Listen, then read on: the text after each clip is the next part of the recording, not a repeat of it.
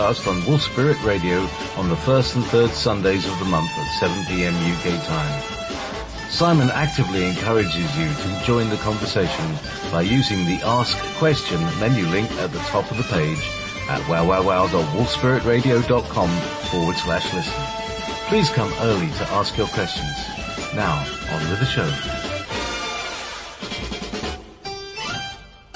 The next 2 hours will be full of debate, interview guests and up-to-date news.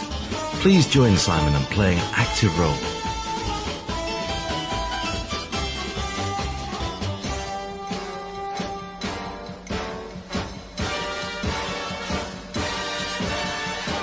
Connecting Consciousness Show. You're listening to Wolf Spirit Radio. But unfortunately, I'm not going to be able to go down to London. Sorry, Simon. I just realised that I've had both of us muted since the show began. Oh. So, oh God, I was doing this. Please take my apologies. Do you want to start your announcements again? Sorry about that. Oh God. Right. So, are we actually live now? Yeah, we're live now. Yeah, fantastic. Yeah. So JP had unfortunately muted the mic when we live, so I've been chatting away to nobody, except you, of course. Yeah, I could say, I mean, you were talking about how you went Oh, right, I'll do it again, shall I? Go on. Well, see, you've got the announcements and the... yes, right. Well, first of all, I do need to go through that. So, first of all, I wanted to say to everyone, of course, last month it was a 5-week month, so I missed everybody, and I know people did tune in, but I'm sorry that I wasn't there. But it was nice to have that extra Sunday off. I haven't been very well. I did have to go to hospital, and as a result of that, I will not be attending the CC meeting in London. I'm really sorry. I can't. But where people are booked to visit me, or I've got Skypes booked, they go ahead as normal, but I'm not travelling to London. Right, let's just quickly go through the news. First of all, there's a very important vote just taken place in France. The polling stations closed about an hour ago, British time, and it is very important because we have a right-wing candidate facing a investment banker. Now, the investment banker is slated to win, but interestingly enough, the last result I had, the turnout was down 6%. And now that will work against the investment banker. And the turnout in France is projected, I haven't got any figures up to date, these are about an hour ago, but projected to be the lowest turnout in France since 1981.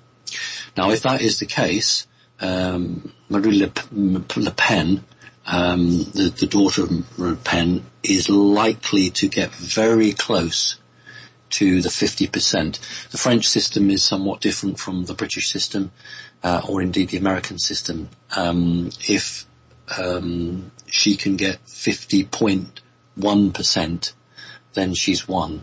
Now, what the polls are saying is there's no way that she can win. The investment banker is going to win. But what we're seeing is large numbers of people are not turning up to vote for the investment banker. So please watch that. It's really important because if she by chance was to win, she's vowed to take France out of the European monetary system and then to give the French people a referendum on whether they wish to leave the European Union. And for people outside of Great Britain, just be reminded that that's what the British Prime Minister did.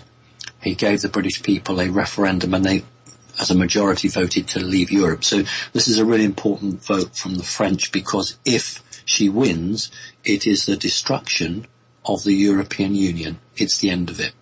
And I think the British perhaps know that the writing's on the wall, hence that's why Brits got out.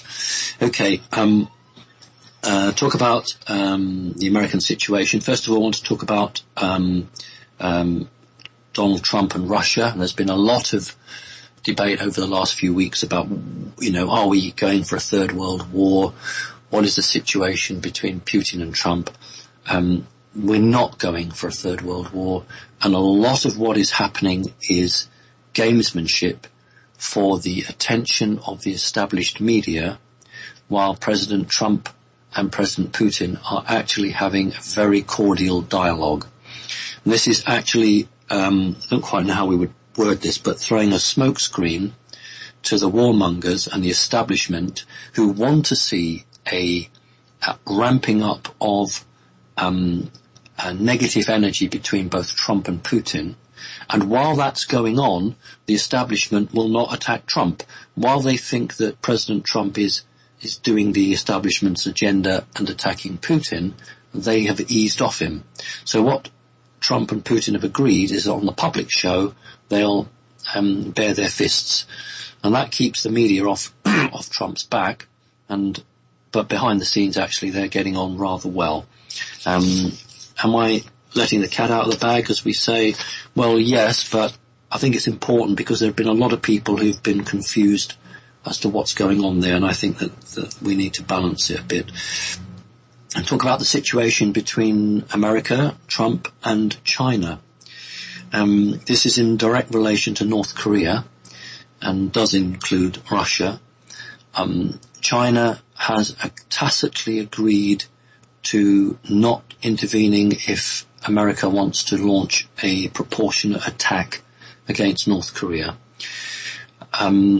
When this isn't in the news, this isn't in the established news, when North Korea threatened to detonate a nuclear bomb in South Korea, China then said to America, if you want to take out any particular military site in North Korea with your stealth missiles, we will not stop you, because China has a massive investment in South Korea. So although North Korea makes all the belligerent noise and China sits back, when push comes to shove and there's a potential for South Korea to be infrastructurally damaged, China won't have that because it has absolutely trillions of dollars invested there. So let's let another police car go by. So basically what we've got is a situation where the American military have been told that they do have to go back to Trump to be given the all clear, but they will most likely be authorized a small strike against North Korea in the next 4 weeks unless Korea really reins back on what it's trying to do. So that's important. I wanted to talk also about US and Canada. It's true, for those who perhaps have managed to get some of the news, that there is an embargo now against softwood lumber coming up from Canada, and Canada's saying to America that it will ban its coal. This is more to do with congressmen and senators in the US who for a long time have had issues with lumber coming in from Canada, but it plays to the agenda of only bringing in imports from other countries if there's a reciprocal arrangement, and the US is beginning now to flex its muscles. So we could see a problem between Trudeau, the President of Canada, and the US President. So watch that one, because if that escalates, then it's a sign for all other countries what America's intention is regarding imports and exports. Wanted to do that one. I want to talk about the situation in Venezuela. Venezuela is now becoming out of hand.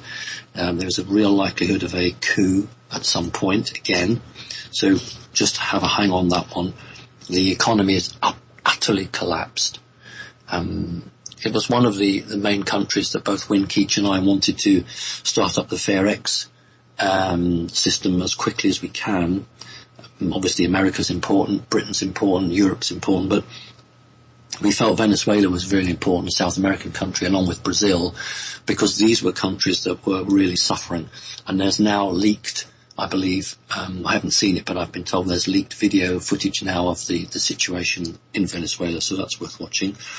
Let's talk now more about the West. The financial situation is still precarious. Just because the spotlight seems to be off it doesn't mean everything's gone back to normal. It really hasn't.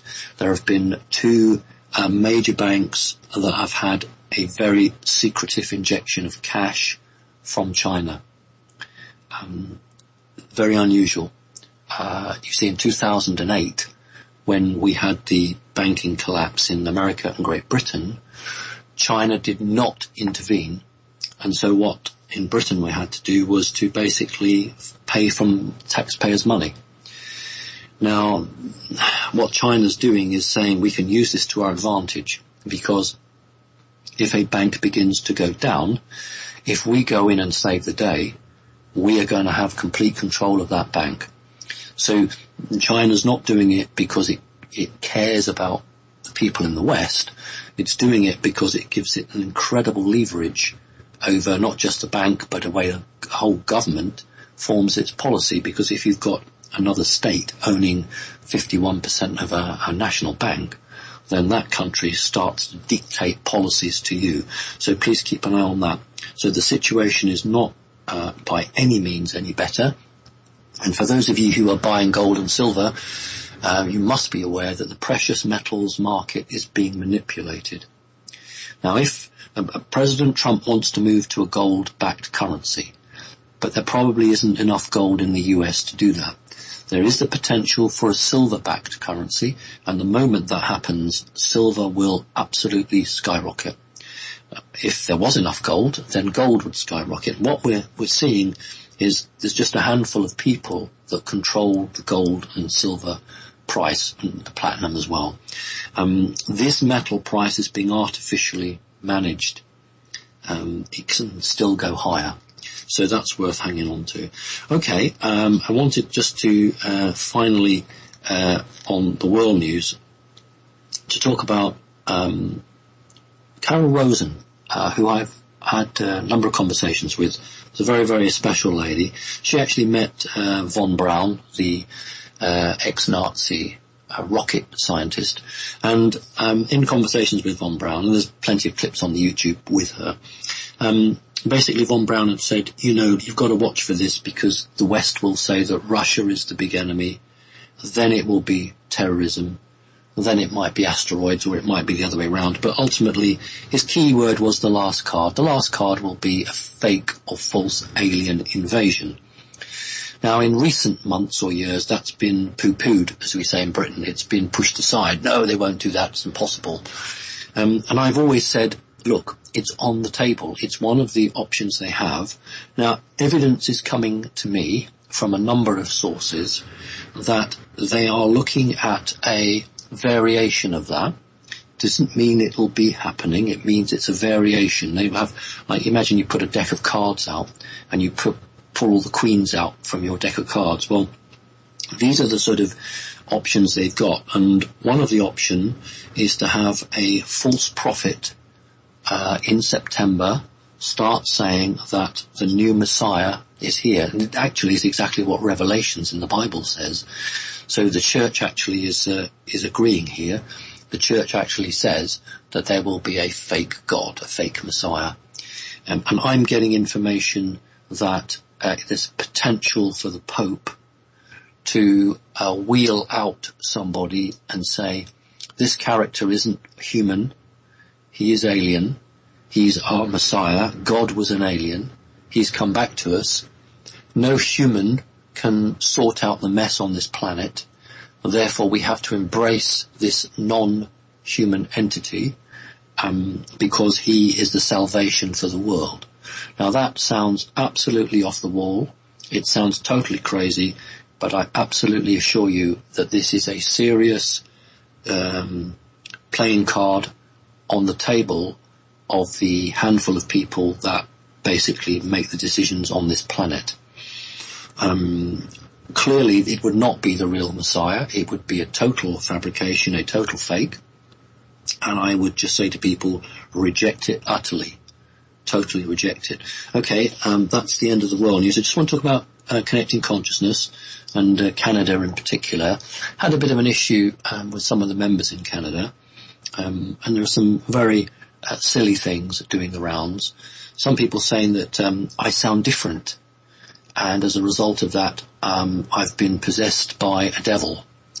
Well, actually, I use different electronic equipment, sometimes on a laptop to connect with the show. Sometimes I'm on the PC. Sometimes I have what's called a cold.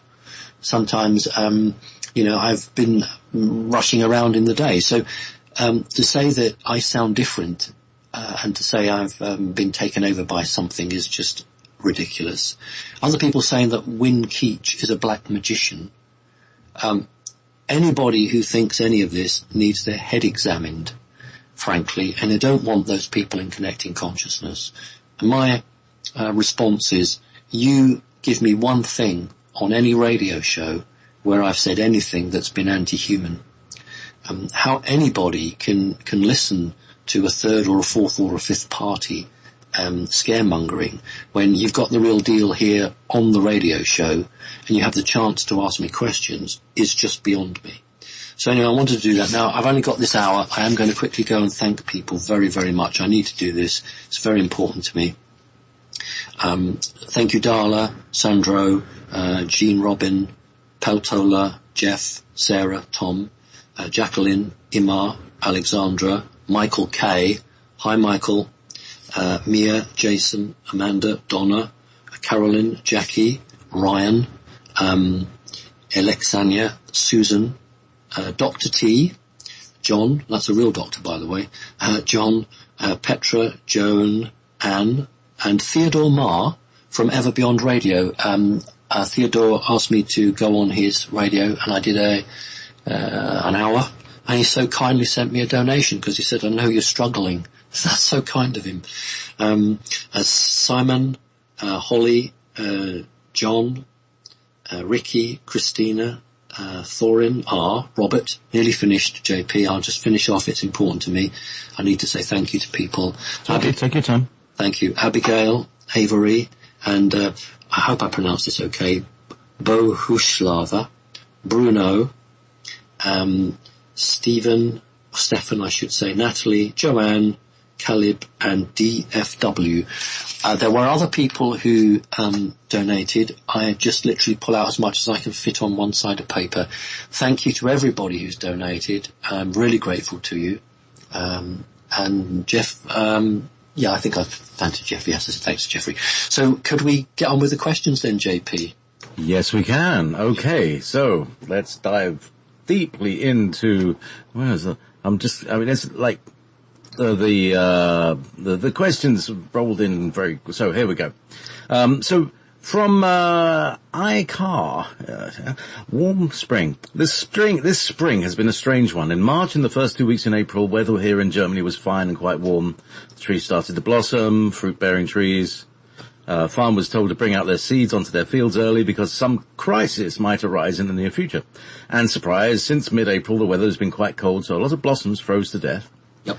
There are farmers who have already lost 90% of their crop, apple trees, due to that late winter. To me, that is quite suspicious, and I keep wondering if there's an intention behind this. As in 2017, some dark forces tried to destroy organic food and make food products even more expensive. Thank you for the information you provide, and thanks to JP for making this show. Irene in Germany. Right, Irene, spot on. It was very, very, very insidious and nasty. What actually happened was in countries that do export food, I think the scare is the right word. A scare was put out that there could be difficulty later in the year. So if farmers got their crops in early and harvested them early, they would then miss a drought that was projected to come along, later on in the year. So a lot of farmers, this is establishment information, this is coming from the authorities, and so as a result of that, a great deal of farmers actually went and started planting up earlier than they would normally do so. And then what we've had is a complete change in the weather, not just here in Great Britain, but in many parts of the States and in many parts of Europe. It's almost an unseasonal cold spell, which has frozen the blossoms, which means that fruiting trees will be reduced by maybe as much as 50%. A lot of the root crops and cereal crops that put the shoots up very early have had their tops of their shoots burnt off in terms of frost, blackened off. So there will be a very heavy reduction there. Now, what's been happening is HAARP. is being used to bring cold air from cold regions down, and then it's been used to make that cold air sit unnaturally over a location for much longer than it would normally.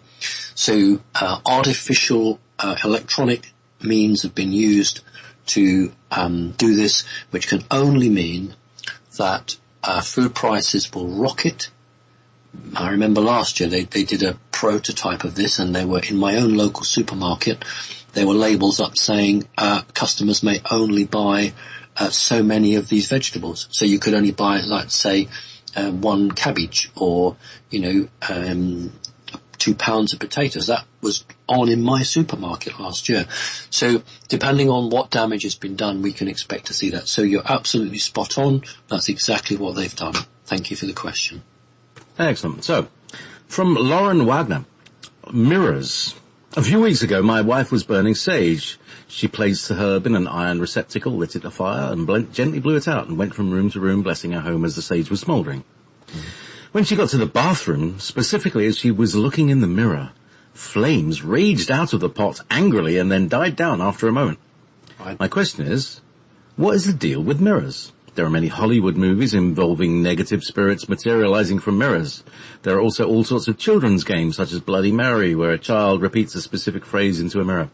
Is this more than an urban legend, or is there something to this? Right. I don't suppose it's written down whether the bathroom was the last room that the person went into with the sage. Well, she said when she got to the bathroom, so I presume that it's like the last room. Right, I would suggest it was the last room. Basically, what it was actually corralled out of every other room. It was pushed into that room, which means it didn't have a portal to get back on, or it couldn't activate the portal, or it was ejected from the room that the portal was in. And a mirror, you see, scrying is a method of looking into a reflective object and sometimes foretelling the future. It was Queen Elizabeth I who had her official court scryer. We call him James Bond because he was 007. And so anything that has a reflective surface is understood within that culture to be magic. And I would suggest that what's happened is whatever it was, for her to light that sage and bless the rooms, she must have felt there was something a bit negative there. It's been corralled out, pushed out, and I guess it got caught in the bathroom. There was a mirror there. It's a reflective object, and there has been a clash between two energies. And because you've got a combustible material going on in the smoke, then that has caused it's almost like throwing petrol onto a fire. Whoosh, it goes up. It's perfectly okay, not to be worried about. You did exactly the right thing, and you gave it a very sore head. So I would suggest to you that's what that is. I would recommend that you start with the bathroom in future, make that your first room, and work your way back and make the last room the living room, or the room that you spend most of your time in. Okay, well done, thank you. Okay, so from Martin, Wizard of the Universe, he does the Roundtable show as well. Hello, Simon and JP, thank you for great work. My question is, do you know of anyone that has left this life and not gone to the light, and that they have ended up going to Source or back to their home planet? Much love and healing. Not many, but a few, and the only way I can know that is when they come back again. In other words, somebody leaves here, goes to Source, and then chooses to come back, but comes back in a different way or a different guise. If you go to Source, then you are going to have freedom as to where you come back and as to where you incarnate. If you go into the trap, then there are other forces around you that will attempt to manipulate the situation and put your soul into a body that perhaps wasn't the one that you first chose. So yes, I've known of that, but the only way I know about it is when people have successfully done that, but then from their own volition decided they wanted to come back here because they still had work to do, or they'd received some sort of energy hike or new briefing, call it what you will, and so they wanted to come back and do some more work. So I would think there are plenty, but I don't know them all, obviously. I only know a few that I've met. Okay. No. From another Martin, second Martin. Now, this is an interesting question. It came up a few weeks ago, I think. I can't remember if it was in your show, but in a show. So, I will get to the point. What is the deal with placentas? Are they items with power over the person they were connected to? In nature, the mother eats the placenta. Does that create a bond to the child? Also, do the Satanists actually use these, and is that why they're always collected at hospitals? Right. Right, we'll give the medical version first of all, the established medical version, and there is truth in it, in the sense that the placenta has a huge amount of vitamin-rich material, and when a female animal has given birth, it might have lost a lot of blood, it's a very stressful time, and so to eat the placenta is actually to take back in a lot of those nutrients and vitamins. So from a medical point of view, actually, or a physical body's point of view, that makes perfect sense. However, it is how can I put this in human words? It is the bridge between the mother and the child. And it has a sacrificial connection and a sort of a cannibalistic connection. Satanists do, on occasion, eat the placenta. They do it around a special ceremony. I can't say whether all hospitals collect them up for that. I would suggest that most hospitals collect them up and burn them because it's seen as hygienic and the right way to do it. However, I know enough to know that there are some establishments which do have connections with the elite, and it is quite possible that some of them are saved. But the point is that it's not just a placenta, it has to be from a certain mother. It's just like bloodline. So the answer is yes, it does happen. Not very much, but yes, it does happen. Another good question. Indeed, some very good questions here. Fro, moving swiftly. Steph, believing the process is the topic. From Stefan, dear Simon and JB, thank you for the tremendous work you're doing. So, what was the result of the common tuning in on May the 1st? I sense the elevated energy. Have we tipped the scale? I feel that the biggest challenge is yet to come. On a personal level, what you said earlier is happening. From family to a government level, we are being threatened. It's so obvious that the Danish government, or our country, is being controlled by dark forces. Fortunately, the Danish CC group has doubled within the last months. We will win, even it might cost marriage and friendships. Distance between sleeping people and us growing rapidly now. So, yes, what's the May the 1st event? What's the deal? Well, first of all, any of those countries in that area are very special. They're special in a way that America isn't, I always talk about how important America is, but I've always talked about America and the physical.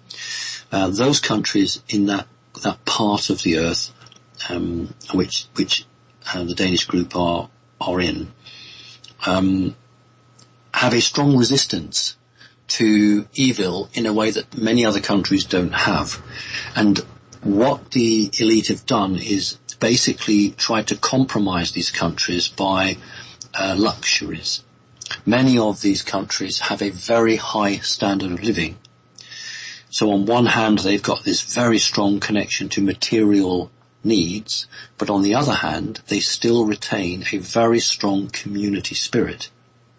So, it's very odd to see them absolutely mad about the finest motor car and, I'm not saying gold-plated taps, but really wanting the very, very best materially, but then also prepared to pay higher taxes, providing those taxes go to the community. Well, when a country has a strong community spirit, then it is a danger to the elite, because what the elite want to do is to fracture communities. If you operate as a community, you operate as one. And that's why I set up Connecting Consciousness, because I wanted people to operate. Yes, we're all individuals, but from time to time to operate as a group. And we've had a number of countries have done different meditations or different actions. We don't often do worldwide actions. They will come, but different countries have done them. We had a very important one that I wanted many countries to be involved in, which was an anti-satanic ritual on a certain day. I'm not even going to give it too much energy, but on certain dates, more people are abused at satanic rituals at any other date.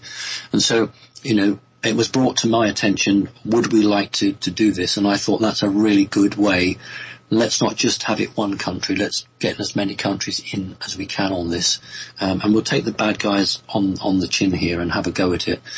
Because even if you can just disrupt or save the lives of just one person, then my goodness me, that's wonderful. And, I thank everyone. And I can do it now.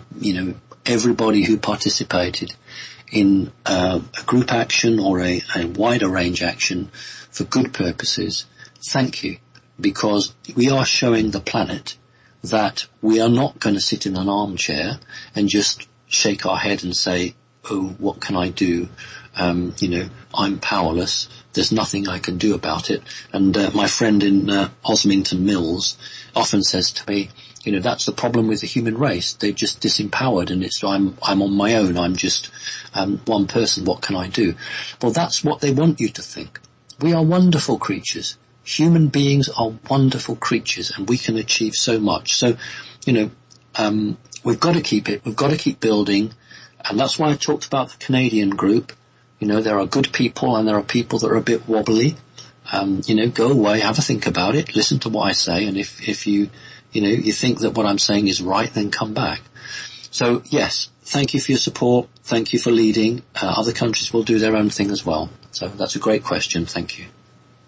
So, from Carol, or looks like Karen. Anyway, death and burial.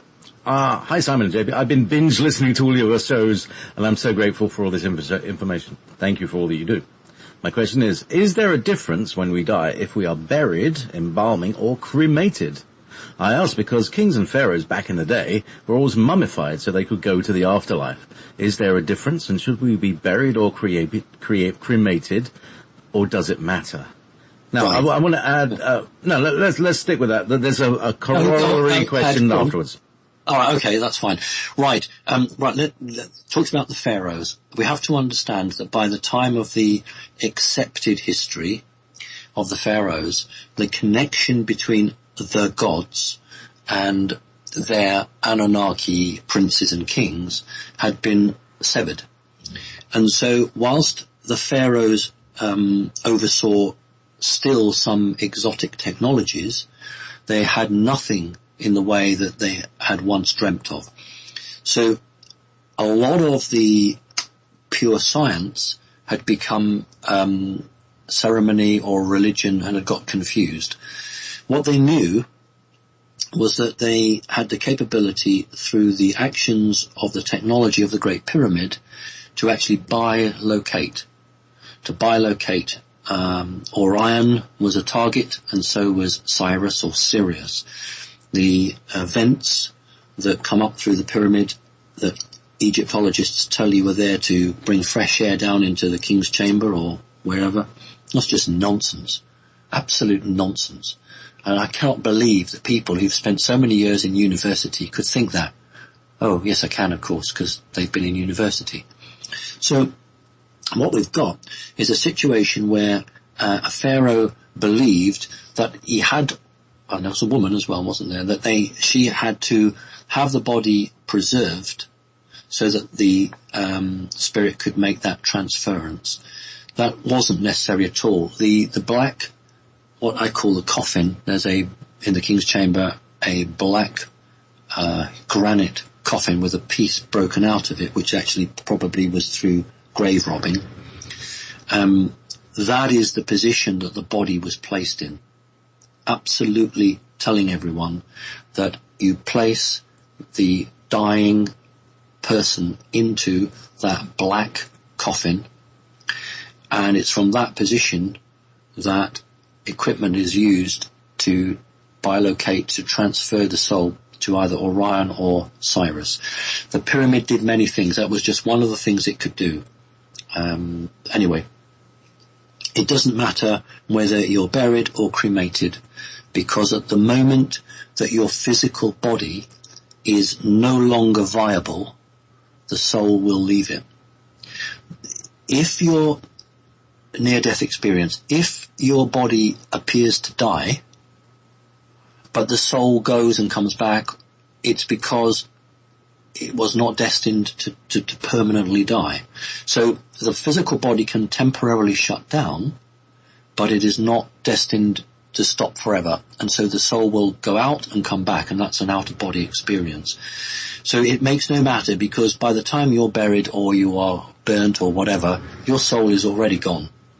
It's not to get sort of morbid here, but you have only to look at pictures of dead people, or for those of you who have been at the passing of a loved one, you have seen the change in that face. The life goes out of it, the spark, the real them, the soul, it goes. That doesn't die. The physical body is just finished with, but the soul goes, and then it will come back at some other point and have another body. So it doesn't matter. Have no worry about that. And you don't die. Your physical body dies, but you don't die. Your soul is immortal. It's a good question. Thank you. Excellent. And so the next question, it was not really a corollary, but this is about the freeze box. This is from Andreas. I've heard you mention that the freeze box thing that occurs when you enter the tunnel of light after death. I've also heard from people who do life in between lives regression about going to a place that is like a soul school where they do life reviews and study for their next incarnation.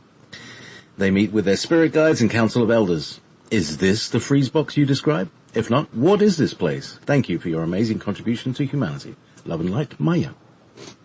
Thank you, Maya. It's very kind of you. No, it's not what I'm referring to. The freeze box is a term used by somebody who had very good recollections of this, and that was their term. And I used it because it was an accurate term, because it technically froze the soul. It is a holding room where you are holding a soul illegally. Let me make that clear. Illegally, and you are waiting for what you consider to be the right body for it.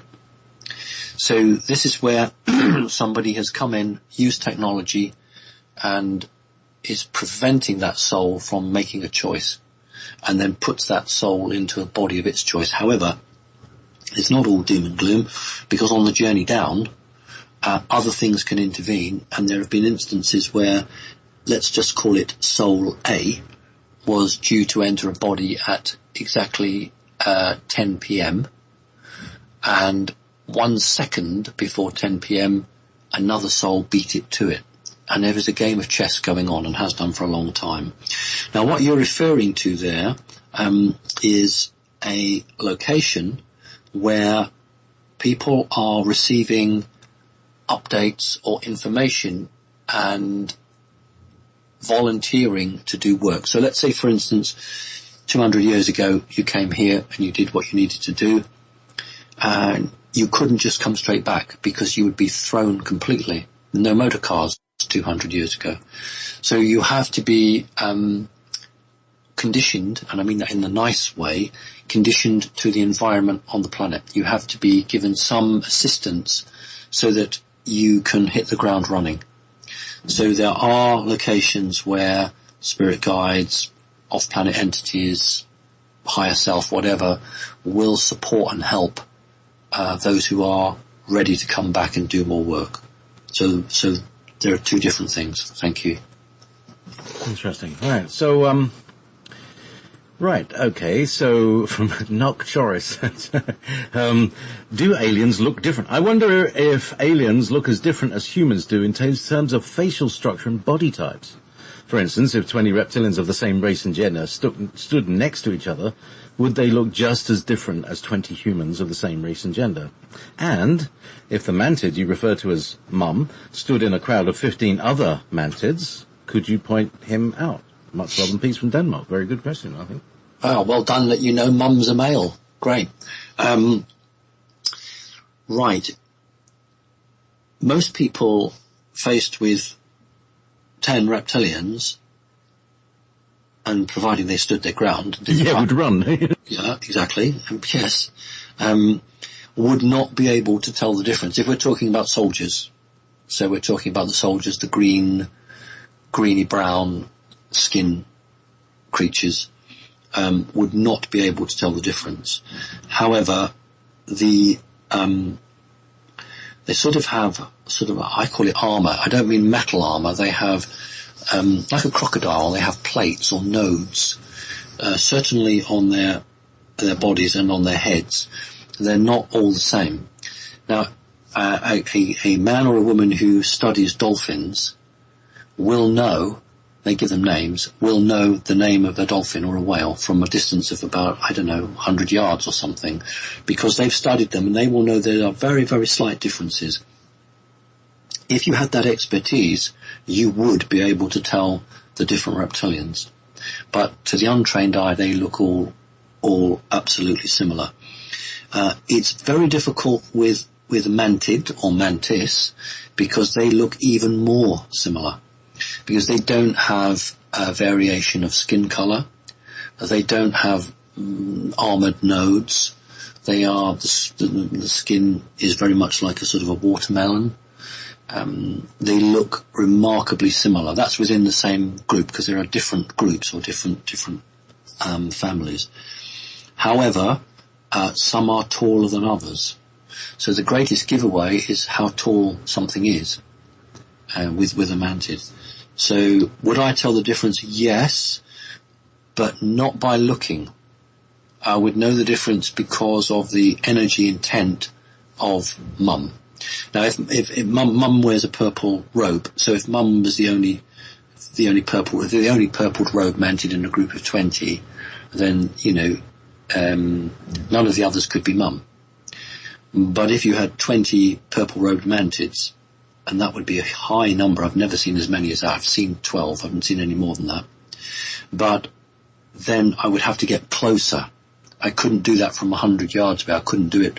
I could tell it from 20 feet. Then I would know. But other than that, no, because they look exactly identical. So it's a really good question. No one's asked me that before. Thank you. Yeah, it's really, well, I've got, I know it takes it, I always take it down to the chickens, but I've got 2 Scottish grey chickens, and they look identical. I can't tell the difference between them. And they seem to behave the same, but anyway, there's probably something like that. People are calling in. Please don't call in. We're not taking calls. There is a call to listen number. It's on the website, and I'll put it in the chat room in a second, just so that people can call in and not disturb this call.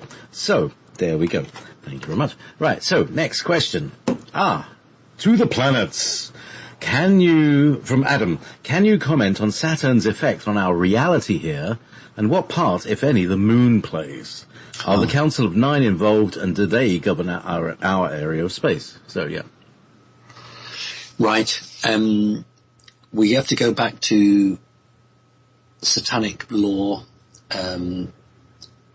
black magic, but we actually have to go back even further than that to understand that certain planets are given labels and energies. They mean things to different people. So to an astronaut, a moon is a place that you can potentially land, allegedly. But to somebody from the esoteric group, the moon has an incredibly interesting feminine energy and a very strong pull on the Earth other than just through gravity.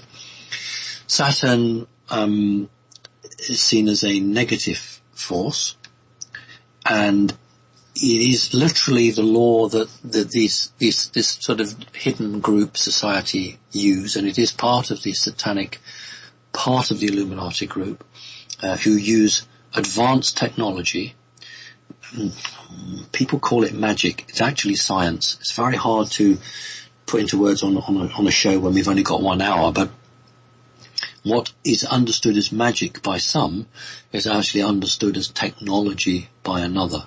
The ability to use your mind, the ability to manipulate energies that cannot be seen, to the uninitiated is magic. But actually isn't. It's just as real as anything else.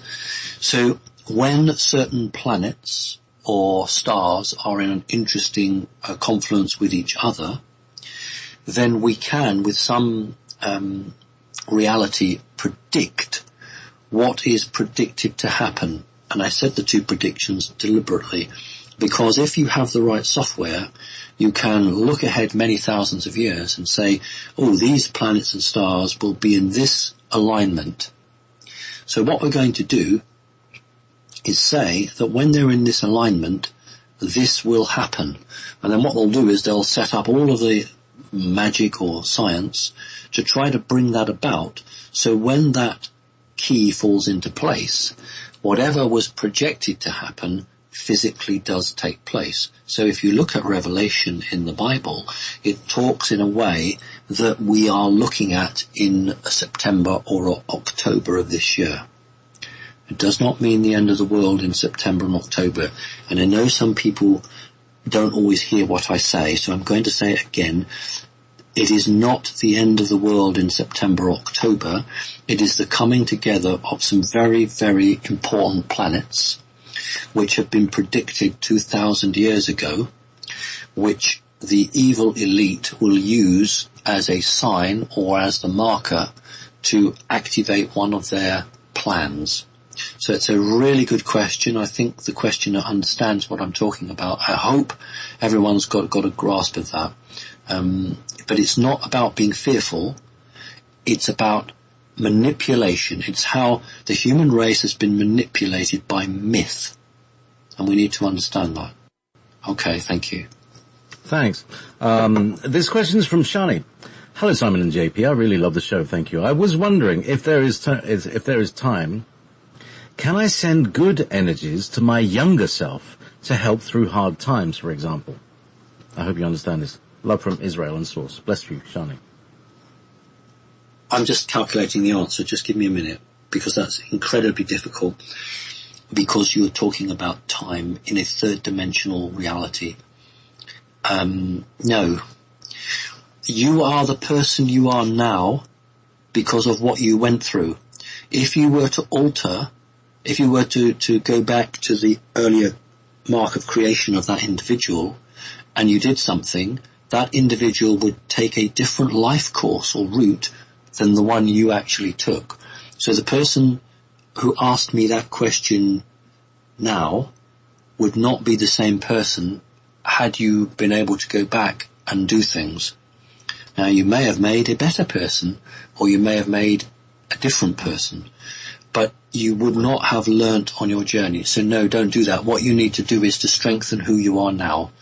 The 3D physical nonsense that we all have to deal with on this planet, we either run away from it, in which case we don't learn, or we face it and we say, how can I do that? How can I actually, how can I be strong? How can I learn from this so that I don't do this mistake again? So you're better off giving yourself strength now at this point, because this is the moment of test. You know, these weeks, months, possibly year, but this is the time of test. We're in it. You're better off reinforcing who you are now and anyone that you love around you. So it's not helpful to do that. I know it seems to be a good thing, and you think, well, I had a really hard life, or, you know, it's really difficult, and if I was to go back in time, I'd have a different life. Yeah, but you'd be a different person now. You might be working in a bank. You might be making vaccines to give to children. You could be anything, but you are what you are. You need to love who you are. You need to be proud of who you are. And you need to really go out there and just give yourself as much strength as you can. It's a really good question. Thank you. Excellent. So, here's a question from Rainbow Weaver. Could you speak about the origin and the history of the Spear of Destiny, or as condensed as much as you can? All right, okay. Longinus, as the name of the Roman centurion, who carried a standard Roman spear, which was not a pilum, it was not a javelin, it was called a hasta.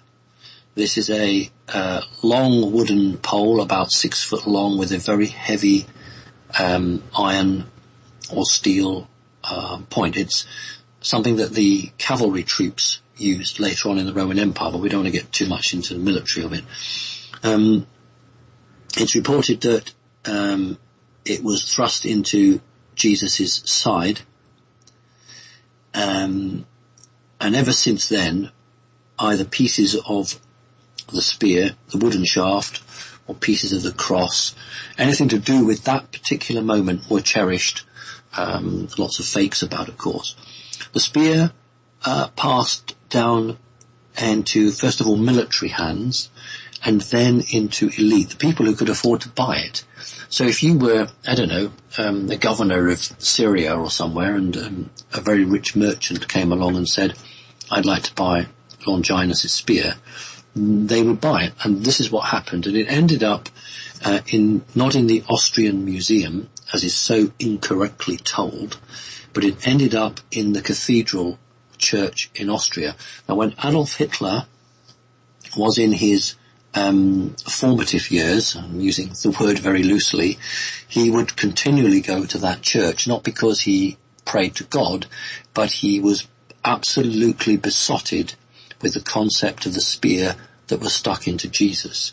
And the spear actually was suspended from the ceiling.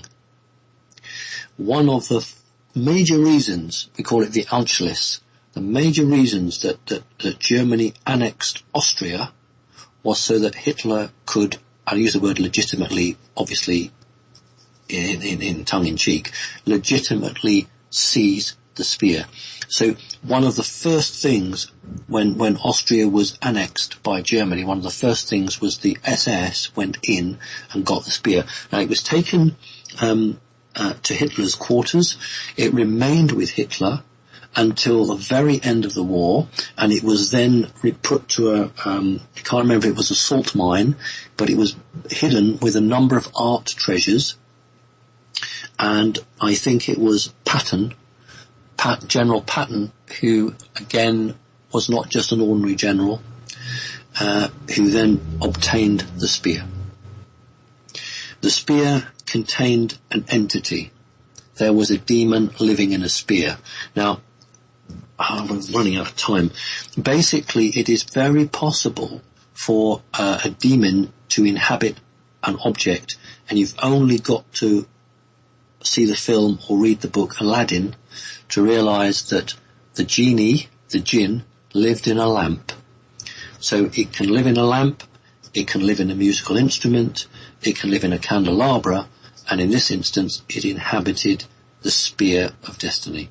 So that's a potted history of it. So thank you, it's a good question. Fab, thanks very much. Our probably last question is... Right, I don't know if it's a long question or a long answer. Well, it's a long question, short answer. But I'll summarize the question. Michael Sarin talks about John Dee, who entered into contact with interdimensional negative beings who gave him technology. And they explode the European splendor and all this stuff. These beings continue to provide resistance. So the question is, are these negative interdimensional beings part of the present equation and are what we now call the Archons? This could explain the widespread practice of paedophilia and sacrifice, as child emotions are considered a delicacy. So they say. What is the origin of these Archons and how do they fit into the ET hierarchy that we're familiar with? Right. You're right. Long question and impossibly long answer. First of all, Archons are connected to artificial intelligence. Now, if we accept that everything is created by Source, then we have to believe that Archons were created by Source. Even if they sparked to life unintentionally, is there such a thing as unintentional? And that would explain why they've been given free rein. Because if they were created by Source, then they have every right to use free will, and they choose to use it in a negative way. It is only in recent times that a number of positive groups have come together to form groups within councils, groups within federations, or galactic groupings to specifically take on the challenge around the Earth. Earth has been designated as a firewall. We don't have many forest fires in Great Britain, but people in Canada and America will understand that. So I guess for the British group, I need to say to you that when a fire rages in a forest, one of the first things they've got to do is to clear a path many, many feet wide so that the fire doesn't jump across. And in the Great Fire of London in 1666, the Lord Mayor of London authorised the dynamiting of people's houses to exactly do the same, so that the fire couldn't jump across from one house to another. Earth has been designated as a firewall site because if we are not successful and we do not prevent AI from contaminating humanity here, then it has the potential to go right across the multiverse. So it isn't just because the Galactic Federation or this group or that group really like humans and they feel really sorry for us, and it's terrible down there, isn't it?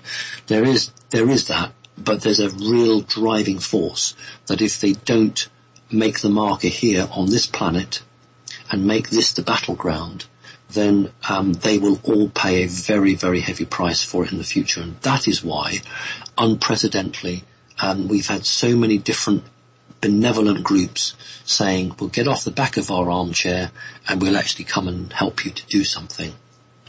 And the reptilians unwittingly played a part in bringing AI to this quadrant. AI, archonic infection into reptilian computers. Now, the reptilians programmed their computers, and that is why so much of the archonic intellect is reptilian based, because it spent a huge amount of time living in reptilian programmed computers. It took on almost the persona of those who programmed it. So that is why today archonic signature is very similar to reptilian signature. But the reptilians are at war with the archons. The mantids are at war with the archons. Any organic living creature is working or trying to work against the archons, because the archons aren't bothered whether you are mantid or reptilian or even grey. They just want to subsume that material. And I keep on saying how truth is placed out in Hollywood. The Borg in Star Trek The Next Generation is the directors, the producers, trying to warn people.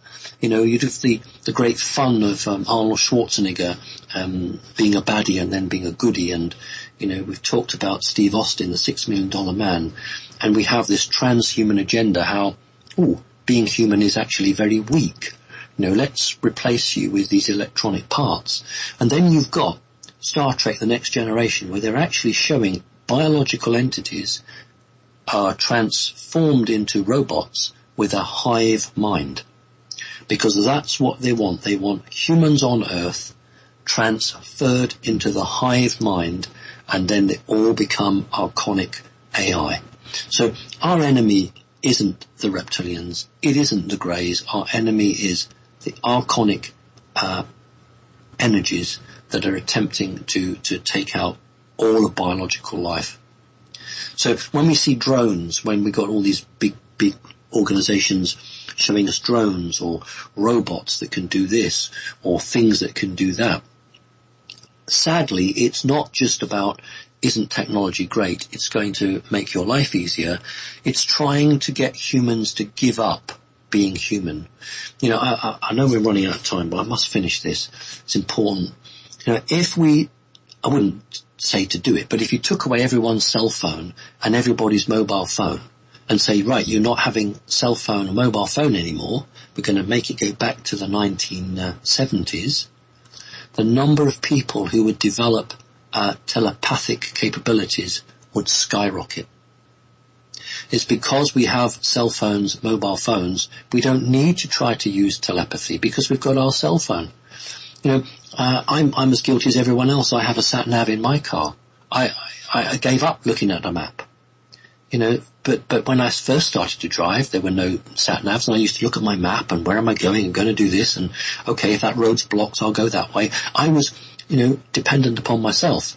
But on the sat-nav, I'm now dependent on a machine. So, hey, if the sat-nav was turned off, if the internet was turned off, if the cell phones were turned off, people who have built their whole life around the technology, younger people who don't remember a life without this technology, it's going to hit them very hard. And that's another reason I set up Connecting Consciousness and wanted groups of people to support each other. So it's a really good question, and I'm really sorry that I'm going to have to go now. And I've loved this hour. It doesn't mean I'll go back to doing hours, but I'll be ready for 2 hours next session. Well, Simon, I hope I speak on behalf of everybody to wish you the best. I hope your situation heals up. Yep. As I said, I've been witnessing my own hand healing up amazingly from this horrible trauma. So we have amazing ability to heal as humans. So thank you very much. This has been Connecting Consciousness with Simon Parkes. God bless. Thank you.